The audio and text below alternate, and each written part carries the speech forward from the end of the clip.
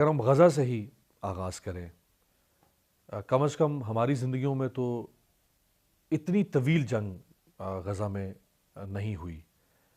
ہر 4-5 سال کے بعد صورتحال اس طرح کی بنتی رہی ہے، لیکن وہ چند دنوں پر محیط ہوتی تھی اور چند سو افراد متاثر ہوتے تھے۔ یہ 1 لاکھ سے زائد لوگ متاثر ہو گئے ہیں، کل جس کی آبادی 20 لاکھ کے لگ بھگ ہے۔ کیا کہیں گے آپ؟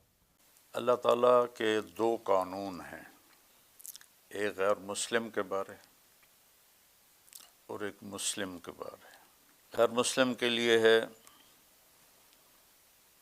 ذرہم یأکلوا ویتمتعوا ویلہہم الامل فسوف یعلمون،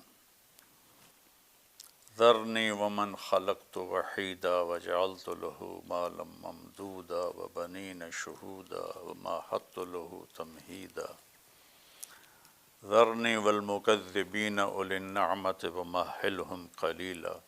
ایسی کئی آیات ہیں، میں نے صرف 3 آیات جی آپ کے سامنے پیش کی کہ اللہ اپنے نبی کو تسلی دیتے ہوئے فرماتے ہیں کہ آپ ان کو موج مستی کرنے دیں، یہ دنیا میں زہرت الحیات الدنیا، یہ دنیا کی کچھ رونق ہے جو ہم نے ان کو دی ہے، جب یہ میرے پاس آئیں گے تو پھر ان کو پتہ چل جائے گا کہ اللہ کی پکڑ کتنی شدید ہے۔ کافر کے لیے ڈھیل ہے دنیا میں، کیونکہ یہی ان کی جنت ہے اور یہی ان کی لذت ہے، تو موت کے بعد ان کے لیے کچھ نہیں۔ لیس لہم فی الآخرۃ الا النار، آگے ان کے لیے آخرت میں آگ کے سوا کچھ نہیں ہے۔ مسلمان کے لیے اللہ تعالیٰ کا قانون دوسرا ہے، وَلَنُذِيقَنَّهُم مِّنَ الْعَذَابِ الْأَدْنَىٰ دُونَ الْعَذَابِ الْأَكْبَرِ لَعَلَّهُمْ يَرْجِعُونَ، کہ ہم انہیں چھوٹے چھوٹے عذاب دیں گے، بڑا عذاب نہیں دیں گے، لَعَلَّهُمْ يَرْجِعُونَ، تاکہ یہ مرنے سے پہلے پہلے توبہ کر لیں۔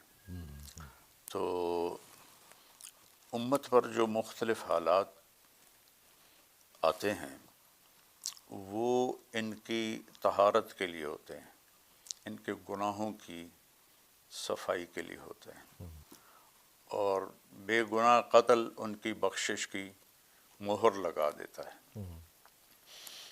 آپ نے فرمایا کہ میری امت پر آخرت میں بڑا عذاب کوئی نہیں، ان کی سزا دنیا ہی میں ہے قتل و غارت۔ چنگیز خان نے 2 کروڑ مسلمان ذبح کر دی، تیمور کم بخت مسلمان تھا، لیکن مسلمان ہو کے اس کم بخت نے اپنے دادے کی روایت کو زندہ کیا اور 2 کروڑ مسلمان ذبح کر دیے، تھوڑے سے اس میں ہوں گے غیر مسلم۔ تو اس طرح جو آفات آتی ہیں یہ ان کے گناہوں کی صفائی کے لیے ہوتی ہیں۔ تو اللہ تعالیٰ ان کو ایک دوست میرے کینیڈا میں رہتے ہیں، جی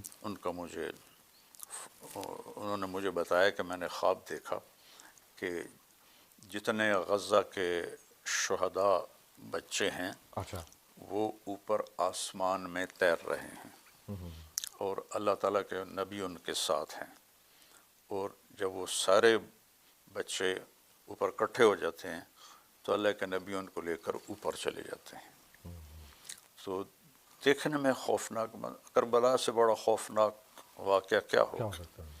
کہ انسانی تاریخ میں کسی نبی کی نسل اس طرح ذبح نہیں ہوئی جیسے کربلا میں ہوئی، اور ابھی صرف 51 سال ہوئے تھے اللہ کے نبی کو فوت ہوئے۔ بات تو ہے، کچھ 61 صدیاں گزر گئی ہوتی، قوم بھول جاتی، امت تو تھا۔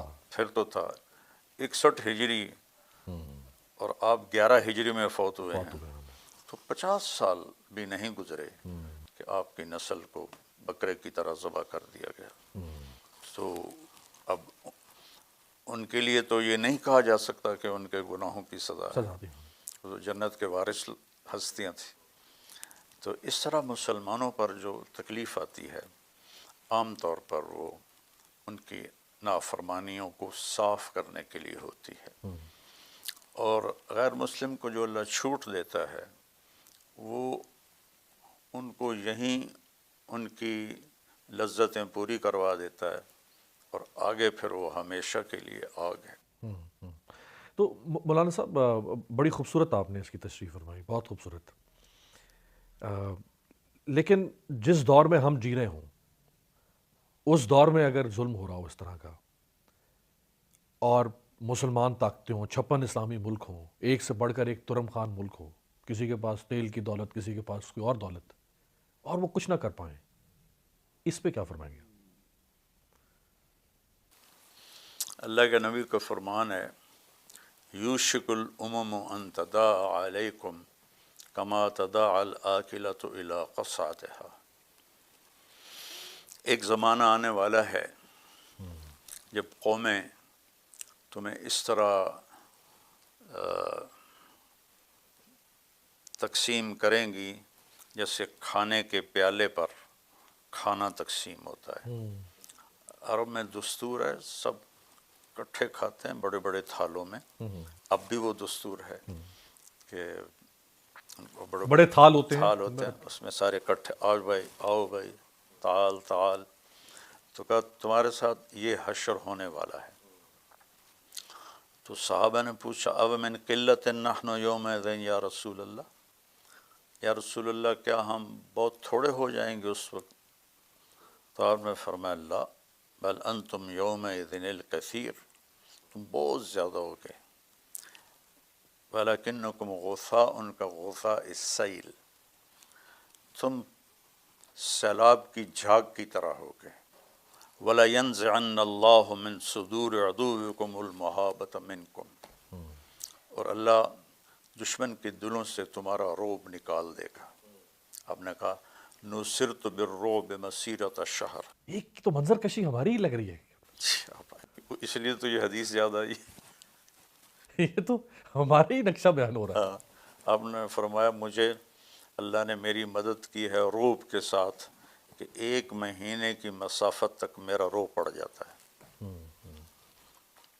وَلَيَنزِعَنَّ اللَّهُ مِن صُدُورِ عَدُوِّكُمُ الْمَهَابَةَ مِنكُمْ، اللہ دشمن کے دلوں سے تمہارا خوف نکال دے گا.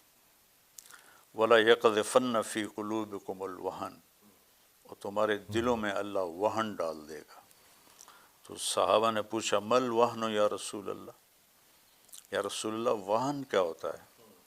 تو آپ نے فرمایا حب الدنیا و کراہیت الموت، تم دنیا کے دیوانے بن جاؤ گے، دنیا کی محبت میں گرفتار ہو جاؤ گے، اور موت کو تم برا سمجھنے لگ جاؤ گے، موت سے تمہیں ڈر لگنے لگ جائے گا. جب شمر نے کہا نا امام حسین علیہ السلام سے کہ ہم تم سب کے سر کاٹ دیں گے، تو وہ آگے ہنس پڑے. اب الموت تخوفنی، آہا تو مجھے موت سے ڈراتا ہے. کیا تو ہوا؟ مجھے موت سے ڈراتا. کیا ہوا؟ تو اب ہم تو کوئی موت کی بات بھی ہو تو اٹھ کے چلے جاتے ہیں، سن ہی نہیں جاتے.